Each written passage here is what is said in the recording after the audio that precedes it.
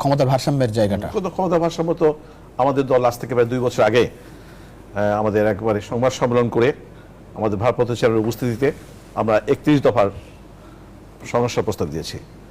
সেখানে কিন্তু আমরা দ্বিকক্ষবিত পার্লামেন্ট, একজন ব্যক্তি 2 বারে বেশি প্রধানমন্ত্রী হতে পারবে না, এই জন্য আধুনিক ব্যবস্থা কিভাবে দেশ পরিচালনা করা যায় সেভাবে আমাদের প্রস্তাব রয়ে গেছে। তার মানে সেগুলো ফলো করলে তো এই সরকারে আর কি করতে না। কথা কাজে মিল থাকবে কিনা? হ্যাঁ, কথা কাজে মিল না থাকার কিছু নাই। বিএনপি কথা কাজে মিল রাখে না এমন কোনো কিন্তু নাই। দেখেন ওই বিভিন্ন দুর্নীতির কথা এসেছে, বিভিন্ন কথা এসেছে। বিএনপির সময় তো 1-2 কোটি টাকা দুর্নীতির অভিযোগ এসেছে। বিএনপির সমস্ত নেতা নেত্রী, মন্ত্রী, এমপি সবার মিলে কিন্তু দুর্নীতি অভিযোগ প্রমাণিত না 100 কোটি টাকা হয়নি কিন্তু। আর এখানে ছাত্রলীগের ফরিদপুরের সভাপতি, তার বিরুদ্ধে 2000 কোটি টাকার টাকা পাচারের অভিযোগ এসেছে। গত কয়েকদিন আগে বাংলাদেশ ব্যাংকের গভর্নর বলেছে বাংলাদেশের 4-5টি পরিবার কয়েক লক্ষ কোটি টাকা পাচার করেছে, তার কাছে তথ্য আছে। তো এখানের সাথে তো আসলে বিএনপির সাথে আওয়ামী লীগের তুলনা করলে চলবে না। আমরা কোথাও কোনো লুটপাটে করিনি, আমরা কয়েকবার ক্ষমতায় ছিলাম, সেই জন্য অভিযোগই আসেনি আমাদের। অনেক ধন্যবাদ।